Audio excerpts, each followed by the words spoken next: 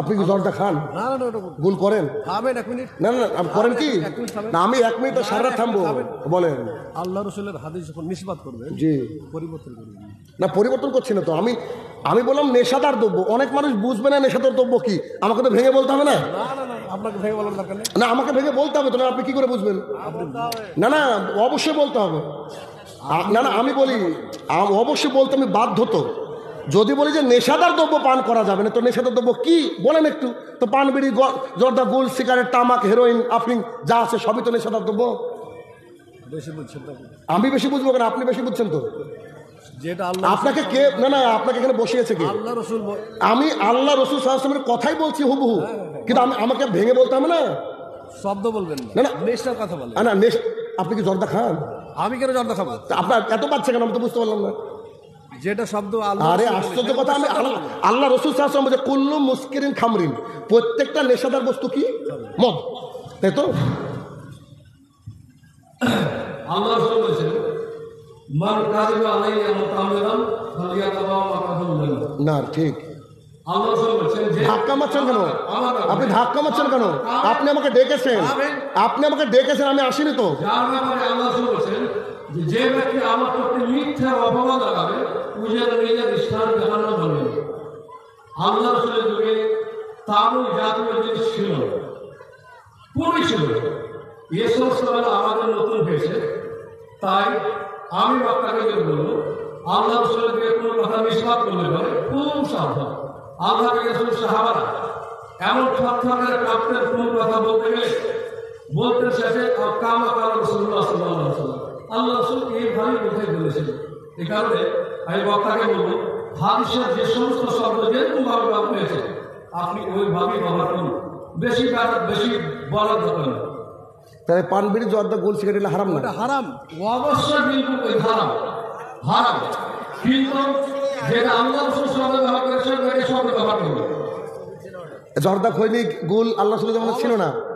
অবশ্যই জর্দা জাতীয় জিনিস, তাম জাতীয় জিনিস একবারে হারাম। আল্লাহ এটা তাইয়্যিবাতকে হারাম করেছেন, খাবাইশকে হারাম করেছেন। ওটা খাবাইশের মধ্যে পড়ছে, হারাম অবশ্যই হারাম। কিন্তু আল্লাহ রাসূল যে শব্দ যেরকম ভাবে ব্যবহার করেছেন আপনি ওইভাবেই ব্যবহার করুন। ওটাই তো বুঝতে পারলাম না। তা আমি যদি না বুঝি মানুষকে না বলি, দেখেন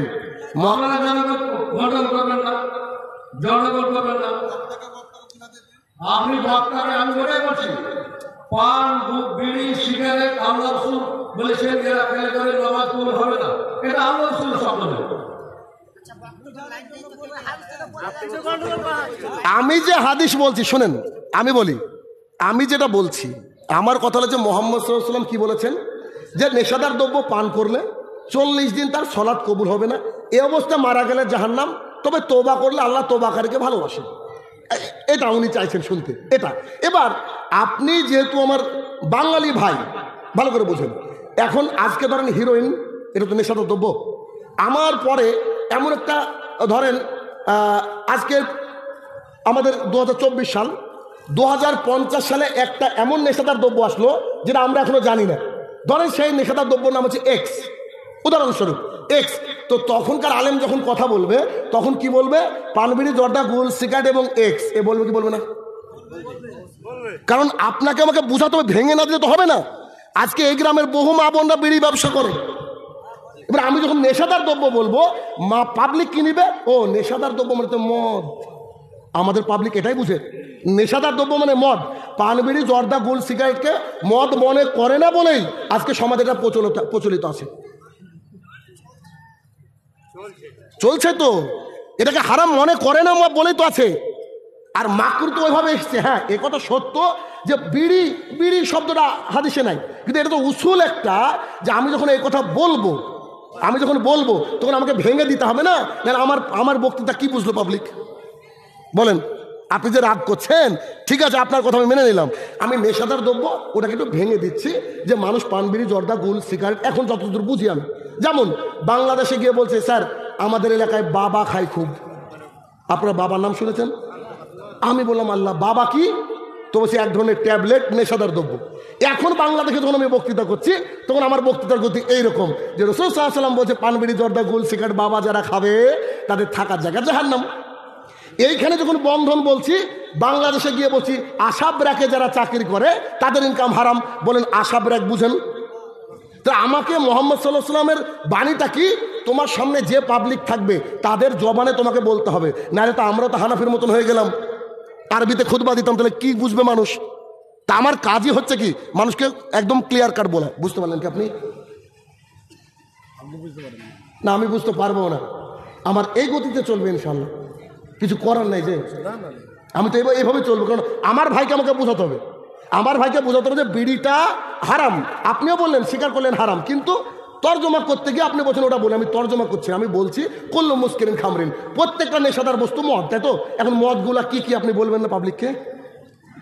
ও তো এসে বলবো মদ মানে তো ওই যে কি কি বোতলে পাওয়া যায় ওই মদের কথা মনে হয় বলেছে, বিড়ির কথা তো আসেনি গো হাদিসে, তাহলে বিড়ি খাবো বলবে কি বলবেন না? এই আমি চাইনি যে আমার সাথে ভাই কারো দু কথা হোক। সম্মানিত মানুষ আপনারা, আল্লাহ তাআলা আপনাকে সম্মান দিয়েছে। এবার আমার যদি কোনো সে ভুল থাকে আপনি আমাকে বলবেন, আমি আল্লাহর রাস্তায় বলছি মেনে নেব, এটাই সালাফদের নীতি। কিন্তু আমি যেটা বলছি সম্ভবত আপনার এখানে শুধরানো উচিত, কেননা আমার ভাইরা যে নেশায় আশ্বস্ত রয়েছে, যার মধ্যে ডুবে আছে, সেই বিষয়টা যদি আমি উল্লেখ না করি ভুল হবে। কারণ আমি হচ্ছে ওই বক্তা যে স্টেজে আসার আগে এলাকার মানুষকে বা যে যারা আমাকে কন্ট্যাক্ট করে তাদেরকে জিজ্ঞাসা করি যে কোন বক্তৃতা দিলে আপনার এলাকায় উপকার হবে। কারণ আমি এসে শুনলাম কি কি ঘটনা আছে, ওই অনুযায়ী আপনার এখানে বক্তৃতা দিচ্ছি আমি। কারণ আমি যদি এখানে জান্নাত জাহান্নামের ওয়াজ করে চলে যাই কিচ্ছু উপকার হবে না, মানুষ একটু কাঁদবে হাসবে, ব্যাস এতটুকু। আশা করছি বুঝতে পেরেছেন। হাদিসটা কমপ্লিট করি। রাসূলুল্লাহ সাল্লাল্লাহু আলাইহি ওয়াসাল্লাম বলেন যে ব্যক্তি নেশাদার দ্রব্য পান করবে, এবার তো আপনারা বুঝে গিয়েছেন, ওনাকে একটু তাসল্লি দিই আমি কথা বলে, যে ব্যক্তি নেশাদার দ্রব্য পান করবে ওই পান করা অবস্থায় মারা গেলে জাহান্নাম। পান করতে করতে মানে জেনা করার সময়, নেশাদার দ্রব্য পান করার সময় মানুষের ঈমান থাকে না। ওই ব্যক্তি যদি এখন সলাত আদায় করে 40 দিন তার সলাত কবুল হবে না। এরপর ওই ব্যক্তি যদি আল্লাহর কাছে তওবা করে, আল্লাহ তওবাকারীকে ভালোবাসেন। রাসূলুল্লাহ সাল্লাল্লাহু আলাইহি ওয়াসাল্লাম বলেন কিছুদিন পর আবারও ও নেশাদার দ্রব্য পান করেছে, খেয়েছে, এখন মারা গেলে জাহান্নাম। এখন থেকে 40 দিন ইবাদত কবুল হবে না। আল্লাহ তাআলা তওবাকারীকে ভালোবাসেন, তিনি যদি তওবা করে নেন। রাসূলুল্লাহ সাল্লাল্লাহু আলাইহি ওয়াসাল্লাম বলছেন কিছুদিন পর আবারও নেশাদার দ্রব্য পান করেছে বা খেয়েছে, এখন মারা গেলে জাহান্নাম। এখন থেকে 40 দিন তার সলাৎ কবুল হবে না।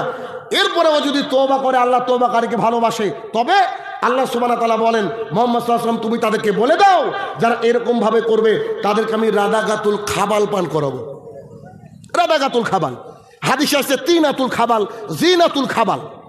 তখন মুহাম্মদ সাল্লাল্লাহু আলাইহি ওয়াসাল্লামকে সাহাবায়ে কেরাম জিজ্ঞাসা করলেন আল্লাহ রাসূল রাদাগাতুল খাবাল কি জিনিস? তখন মুহাম্মদ সাল্লাল্লাহু আলাইহি ওয়াসাল্লাম বলছে এটাতে নিকৃষ্ট একটা জিনিস, জাহান্নামীদের রক্ত পুজ ঘাম একসাথে মিশ্রিত করে টকবক টকবক করে ফুটিয়ে ওয়েলকাম ড্রিঙ্কের মতো কিয়ামতের মাঠে যখন মানুষ সবাই ত্রাহি ত্রাহি করবে ঠিক এমতো অবস্থায় তার মুখের মধ্যে ঢেলে দেওয়া হবে। তার মুখের মধ্যে পড়ার সাথে সাথে এই পেছনের এই চামড়াটা গলে জিভটা তলা দিয়ে বেরিয়ে যাবে। কোনো ব্যক্তি যদি নেশাদার দ্রব্য পান করতে থাকে তো কিয়ামতের মাঠে এরকম শাস্তি হতে থাকবে। এখন আপনি বুঝে নিয়েছেন নেশাদার দ্রব্য কি, এখন বুঝেন। হ্যাঁ, কেউ আবার বলতে পারে বিড়ি এটা হালকা, জর্দা এটা হালকা। জি না, মুহাম্মদ সাল্লাল্লাহু আলাইহি ওয়াসাল্লাম হুবহু বলেছেন কুল্লু মুস্কিরিন খামরিন, প্রত্যেকটা নেশাদার বস্তু মদ, আর প্রত্যেকটা মদই হারাম। আন আবি হুরায়রা রাদিয়াল্লাহু তাআলা আনহু قال قال رسول الله صلى الله عليه وسلم, আবু হুরায়রা রাদিয়াল্লাহু তাআলা আনহু বলেন রাসূল সাল্লাল্লাহু আলাইহি ওয়াসাল্লাম বলেছেন লাদখুলুল জান্নাতা লাহামুন, ওই গোস্ত জান্নাতে যাবে না। একবার বললেন জাসাদা, এক দেহ জান্নাতে যাবে না, এখন বলছেন ওই গোস্ত জান্নাতে যাবে না। মুহাম্মদ সাল্লাল্লাহু আলাইহি ওয়াসাল্লাম বলছেন মিনাল সুতে, যে গোস্ত হারাম খেয়ে গড়ে উঠেছে। এখন হারাম কি করে খেলেন? এখন আপনাকে বলতে গেলে বলতে হয় বন্ধনের টাকায় লোন নিয়ে খাবার হচ্ছে হারাম, বিড়ির ব্যবসা করা এটা হচ্ছে হারাম, কোনো হারাম কাজে ইনকাম করে যদি কোনো খাবার খান এটা হচ্ছে হারাম। শুধু শুয়োরের গোস্ত হারাম এমনটা নয়, সুদের টাকা দিয়ে খাসির গোস্ত কিনে খাও এটাও হারাম। অতএব যে ব্যক্তি হারাম খেয়ে তার দেহকে গড়ে তুলেছে এই ব্যক্তি জান্নাতে যাবে না। মুহাম্মদ সাল্লাল্লাহু আলাইহি ওয়াসাল্লাম বলছেন এই হাদিসের মধ্যে মুহাম্মদ সাল্লাল্লাহু আলাইহি ওয়াসাল্লাম বলতে গিয়ে বলছেন, একজন ব্যক্তি তিনি মুসাফির, তার চেহারা, তার চুল, তার শরীরকে দেখে মনে হচ্ছিল তিনি দীর্ঘ সফর করে এসেছেন। তিনি ক্লান্ত শ্রান্ত অবস্থায় ফাঁকা মাঠের মধ্যে আল্লাহ তাআলার দিকে, আসমানের দিকে হাত তুলে বলছে, ইয়া রাব্বি, ইয়া রাব্বি, হে আমার প্রতিপালক, হে আমার প্রতিপালক। তখন মুহাম্মদ সাল্লাল্লাহু আলাইহি ওয়াসাল্লাম বলছে, ওর কি করে আল্লাহ দোয়া কবুল করবে, যার খাবারও হারাম, পানিও হারাম, ওর কাপড়ও হারাম, গুদিয়া বিল হারাম, ও হারামের উপরে গড়ে উঠেছে। আনাস রাদিয়াল্লাহু তাআলা থেকে বর্ণিত প্রথম হাদিসের 1 নম্বর অংশ নিয়ে আমি 3 নম্বর অংশ নিয়ে আমি এখানে আটকে গিয়েছি। রাসূল সাল্লাল্লাহু আলাইহি ওয়াসাল্লাম কি বলছেন, যে এমন একটা জামানা আসবে নেশাদার দ্রব্য পান করা বেড়ে যাবে, নেশাদার দ্রব্য পান করা বেড়ে যাবে, হারাম খাওয়ার জিনিসটা বেড়ে যাবে। সমাজ এমন রসাতলে চলে গিয়েছে, পান বিড়ি জর্দা গুল সিগারেটকে নেশা মনেই করে না। বলেন করে? নাহলে কি একটা আলেম হয়ে জর্দা নিয়ে ওই জুমার খুতবায় উঠতে পারে? কেউ পৃথিবীর মসজিদের মধ্যে সিগারেট খেয়েছে, বিড়ি খেয়েছে, এটা আমার জানা নাই, কিন্তু অনেক আলেম রয়েছে যারা মসজিদের মধ্যে বসে জর্দা দিয়ে পান খায়, ওর ভয় নাই। অথচ কাঁচা পেঁয়াজ আর রসুনকে রাসূল সাল্লাল্লাহু আলাইহি ওয়াসাল্লাম অ্যাভয়েড করতে বলেছেন, অথচ এগুলো হারাম নয়, তার গন্ধে যেন মানুষ কষ্ট না পায়। আর আপনি আমি যখন মসজিদে যাই, দেখা যাবে সেজদা ওই রুকু করতে গেল পকেট থেকে পড়ে গেছে বিড়ি, আচ্ছা না, বিড়ির ওখানে ছবি দিয়ে আছে, মঞ্জিল বিড়ি পড়ে গেছে। আউযুবিল্লাহ, পৃথিবীটা কোথায় গিয়েছে! এই কথায় মুহাম্মদ সাল্লাল্লাহু আলাইহি ওয়াসাল্লাম 1450 বছর আগে বললেন যে চারিদিকে নেশাদার দ্রব্য পান করার সংখ্যা বেড়ে যাবে, চারিদিকে বেড়ে যাবে। রাসূল সাল্লাল্লাহু আলাইহি ওয়াসাল্লাম বলছেন, মানুষ নেশাদার দ্রব্য পান করবে, নাম রাখবে আলাদা। নেশাদার দ্রব্য পান করবে, নাম রাখবে কি আলাদা। চিন্তা করেন, আবু তালহা রাদিয়াল্লাহু তাআলা আনহু খুব কোটিপতি মানুষ ছিলেন, অনেক টাকার মালিক ছিলেন। আনাস ইবনে মালিক রাদিয়াল্লাহু তাআলা আনহু বলেন যে সাহাবায়ে কেরাম বসে আছে, তখনও মদ হারাম হয়নি। মদ একবারে আল্লাহ তাআলা হারাম করেনি, মদ আল্লাহ 3 বারে হারাম করেছেন। আল্লাহ সুবহানাহু ওয়া তাআলা মদ 3 বার হারাম করেছেন, একটু একটু করে। উমর ইবনুল খাত্তাব রাদিয়াল্লাহু তাআলা আল্লাহর কাছে দোয়া করতেন, মদের বিষয়টা একটু ক্লিয়ার করে দেন। এই করতে করতে আমি যে আয়াতটা পাঠ করলাম, এই 5 নম্বর সূরা 90-91 নম্বর আয়াত, এটা হচ্ছে ফাইনাল আয়াত। সূরা নিসা, সূরা বাকারা, আল্লাহ সুবহানাহু ওয়া তাআলা বাকারা 219 আর সূরা নিসার সম্ভবত 43 অথবা 34 নম্বর আয়াত আল্লাহ তাআলা নাজিল করেছেন। 3 নম্বর ফাইনাল, এটা হচ্ছে হারাম। কেন এটা হারাম করার পেছনে কারণ আছে। একজন সাহাবী সালাত আদায় করাচ্ছিলেন, সালাত আদায় করাতে গিয়ে আপনার সূরা ভুল পড়েছে, যে সূরার মধ্যে আছে আমরা ওই ঈশ্বর আল্লাহর ইবাদত করি না, তোমরা যার ইবাদত করো। কোন সূরা বলেন দেখি? কাফিরুন। তো কাফিরুনের আয়াত এমন করে পড়েছে যে তোমরা যে আল্লাহর ইবাদত করো, আমরাও সেই আল্লাহর ইবাদত করি। তখন খারাপ লেগেছে সাহাবীদের। মুহাম্মদ সাল্লাল্লাহু আলাইহি ওয়াসাল্লামের কাছে এসে বলছে, দেখেন এই নেশাদার দ্রব্য পান করে মানুষের হিসাব ঠিক থাকে না, বিবেক ঠিক থাকে না। তখন আল্লাহ সুবহানাহু ওয়া তাআলা ফাইনাল এই আয়াত নাজিল করে দিলেন যে পৃথিবীতে যত নেশাদার দ্রব্য আছে, আসবে ভবিষ্যৎ পর্যন্ত, কিয়ামত পর্যন্ত, সমস্ত নেশাদার দ্রব্য কি হারাম। মুসলিম শরীফের হাদিস, রাসূলুল্লাহ সাল্লাল্লাহু আলাইহি ওয়াসাল্লাম বলেন, ইন্নাল্লাহা তাইয়্যিবুন লা ইয়াকবালু ইল্লা তাইয়্যিবা, নিশ্চয়ই আল্লাহ পবিত্র, পবিত্র জিনিসটা আল্লাহ তাআলা গ্রহণ করেন না। আল্লাহ পবিত্র, পবিত্র জিনিসটা আল্লাহ সুবহানাহু ওয়া তাআলা গ্রহণ করেন না। আর সুদের ব্যাপারে, ঘুষের ব্যাপারে, সুদের ব্যাপারে আল্লাহ সুবহানাহু ওয়া তাআলা সরাসরি কোরআনুল কারীমের মধ্যে বলেছেন, খবরদার তোমরা এই সুদ খেও না, সুদ থেকে দূরে থাকো। যদি তোমরা তারপরে বহাল রাখো, তাহলে কি আল্লাহ এবং আল্লাহ রসুলের তরফ থেকে যুদ্ধের এলান হয়ে গেল। রিবা এত কঠিন জিনিস।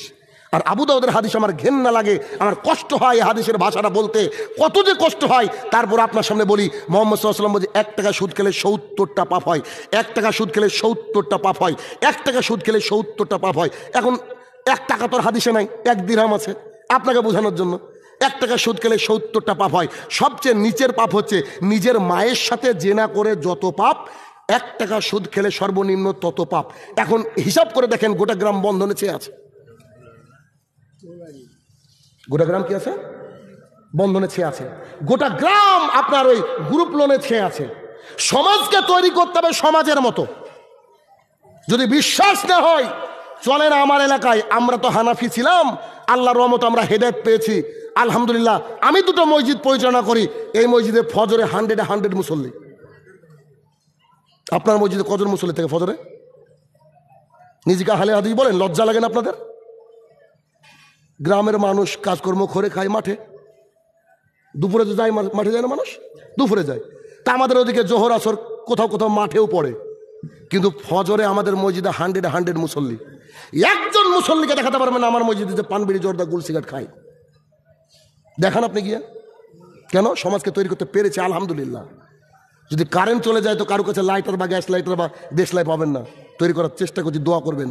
এভাবেই তৈরি করতে হবে। আহলুল হাদিস মানে ইমাম শাফি রহমতুল্লাহ আলাইহি বলছেন, যখন আমি কোনো আহলুল হাদিসকে দেখি, স্বয়ং মুহাম্মদ সাল্লাল্লাহু আলাইহি ওয়াসাল্লামকে দেখলাম এরকম অবস্থা। তার মানে একজন মানুষ যদি দাড়ি চেঁচে আসে, ও যদি বলে আমি আহলুল হাদিস, ও হচ্ছে মিথ্যাবাদী, অসম্ভব, ও আহলে হাদিস হতে পারে না। একটা মানুষ যদি টাকনু নিচে প্যান্ট পরে, ও যদি বলে আমি আহলে হাদিস, ও এখনো বুঝতে পারিনি আহলে হাদিস কাকে বলে। আহলে হাদিস মানে খালি বুকে হাত বেঁধে আমিন বলে আহলে হাদিস হয়? আহলে হাদিস হলে এরকম করে বেপর্দা মহিলারা সামনে বসে থাকতে পারতো না। আহলে হাদিস সামনে পূর্ণাঙ্গ গ্রাম থাকবে পর্দায়। আপনি দেখান, আপনি বলছেন আমি আহলে হাদিস এলাকার মানুষ, অথচ আপনার এলাকায় 5% বোরখা নাই, বলছে আমি আহলে হাদিস। আশ্চর্য দুনিয়া। আসছি ও হাদিস পরে। তাহলে কি রাসূল সাল্লাল্লাহু আলাইহি ওয়াসাল্লাম বলছেন নেশাদার দ্রব্য পান করা বেড়ে যাবে। অথবা আমরা যাই বুঝি না কেন, যতটুকু বুঝি না কেন, আমরা নেশাদার দ্রব্য যা, তা থেকে কি করতে হবে? আমাদেরকে দূরে থাকতে হবে, দূরে থাকতে হবে, একেবারে দূরে থাকতে হবে। ছুঁয়ে দেখতে হবে না। যদি কোনো দোকানে থাকে এইগুলা, সেগুলোকে তুলে দিতে হবে। আমি জানি তুলে দেওয়া অনেক কঠিন। আমার এলাকার প্রথম একটা দোকান থেকে পান, বিড়ি, জর্দা আর যে তিরাঙ্গা, তিরাঙ্গা বুঝেন কিনা? তিরাঙ্গা এটাতে তুলে দিয়েছি। আমি বলছি এটা রাখা চলবে না, হারাম। তো সে তুলে সব পুড়িয়ে দিয়েছে। এক লোক দোকানে এসে বলছে যে এক প্যাকেট বিড়ি দেন তো। তো পাশে আমি সম্ভবত লবণ বা কিছু আনতে গিয়েছি, তখন বলছে আমাদের দোকানে মানে নেশাদার দ্রব্য কোনো কিছু বিক্রি হয় না। তখন সেই লোকটা বলছে এদেরকে গ্রাম ছাড়া করা উচিত। মনে হচ্ছে যে আমি ভিটামিন ডি উঠে দিয়েছি। কি বলছেন আপনি? অতএব নেশাদার দ্রব্য খাওয়া যাবে না। এটা একটা সমাজকে, এটা দেশকে, এটা জাতিকে ধ্বংস করে। আরে ইসলাম তো আছে আছে। ওয়ার্ল্ড হেলথ অর্গানাইজেশন, বিশ্ব স্বাস্থ্য সংস্থা বলছে প্রতি বছর 37 লাখ মানুষ মারা যায় তামাক সেবনের কারণে। 2011 সালে হিসাব বললাম, এখন তো আরো বেড়েছে। 37 লাখ মানুষ মারা যায়। দেখবেন এর আগে সিগারেটের গায়ে লেখা থাকতো স্ট্যাটুটারি ওয়ার্নিং, সংবিধিবদ্ধ সতর্কীকরণ, cigarette smoking injurious to health, cigarette খাওয়া স্বাস্থ্যের পক্ষে ক্ষতিকর। কোম্পানি দেখলো মানুষ বুঝে না, কোম্পানি লিখছে টোবাকো কজেস ক্যান্সার, টোবাকো খেলে ক্যান্সার হয়। দেখছে মানুষ তাও বুঝে না, এখন কোম্পানি লিখছে টোবাকো কিলস, তামাক খেলে মরবি। আর ওই সিগারেটের উপরে একটা এমন একটা থ্রট ক্যান্সারের গলার একটা ছবি দিয়ে দিয়েছে, যা যদি ভালো করে দেখেন আপনার ভাত ঢুকবে না, এত ভয়ঙ্কর। তারপরে দেখেন নেশাদার দ্রব্য কি চলছে। গতকালকে যখন কালিয়াচক থেকে প্রোগ্রাম করে চা খাবো বলে কালিয়াচক স্ট্যান্ডে গেলাম, একেবারে জুব্বা পরে আছে, কালো জুব্বা, বাবরি চুল, মাথায় টুপি, বসে বসে সিগারেট টানছে।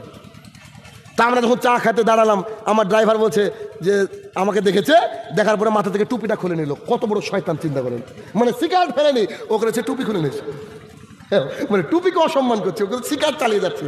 কত বড় বেঈমান, কত বড় মানে হারামখোর, যে মুখে আল্লাহু আকবার মুহাম্মদ সাল্লাল্লাহু আলাইহি ওয়াসাল্লামের সুন্নাত রেখে ও বসে বসে বিড়ি খাচ্ছে।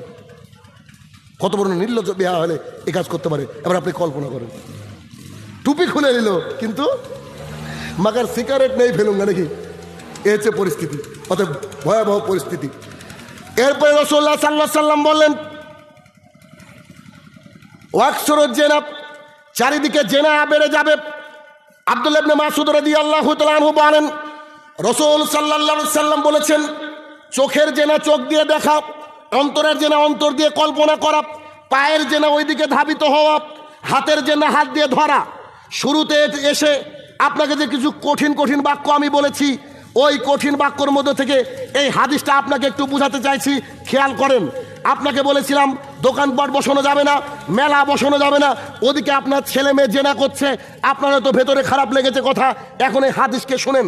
মুহাম্মদ সাল্লাল্লাহু আলাইহি ওয়াসাল্লাম বলছেন চোখের জেনা চোখ দিয়ে দেখা, অন্তরের জেনা অন্তর দিয়ে কল্পনা করা। আজকে যে মেয়েটা সেজে হেছে, একটা ইয়াং ছেলে ওকে দেখলে কল্পনা হবে না? একটা বুড়ো মানুষ দেখলে কল্পনা হবে না?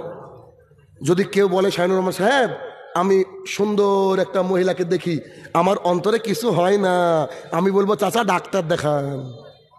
বুঝেননি? আল্লাহ তাআলা তৈরি করেছেন নারী পুরুষকে ফিতরাত, এইরকম সিস্টেম এটা। তাহলে কি এই হাদিস অনুযায়ী মহিলারা যদি এভাবে রাস্তায় চলে আর পুরুষ যদি তার দিকে ফেল করে তাকিয়ে থাকে, এই ব্যক্তি জিনা করলো। আমি বলছিলাম মুহাম্মদ সাল্লাল্লাহু আলাইহি ওয়াসাল্লাম বলছেন। আবু হুরায়রা রাদিয়াল্লাহু তাআলা আনহু বলেন রাসূল সাল্লাল্লাহু আলাইহি ওয়াসাল্লাম বলেছেন, আবু হুরায়রা রাদিয়াল্লাহু তাআলা আনহু বলেন রাসূল সাল্লাল্লাহু আলাইহি ওয়াসাল্লাম বলেছেন দুই শ্রেণীর মানুষকে আমি দেখিনি, এরা তো জান্নাতে যাবে না জান্নাতের গন্ধ পাবে না। এক শ্রেণীর মানুষ যাদের হাতে থাকবে গরুর লেজের মতো বাঁকানো লাঠি, তা দিয়ে তারা অন্যায়ভাবে মানুষকে মারবে, তারা তো জান্নাতে যাবে না, জান্নাতের গন্ধ পাবে না। 2, মহিলারা, এমন মহিলারা নেসাউন, এমন মহিলারা কাসিয়াতুন পরে থাকবে।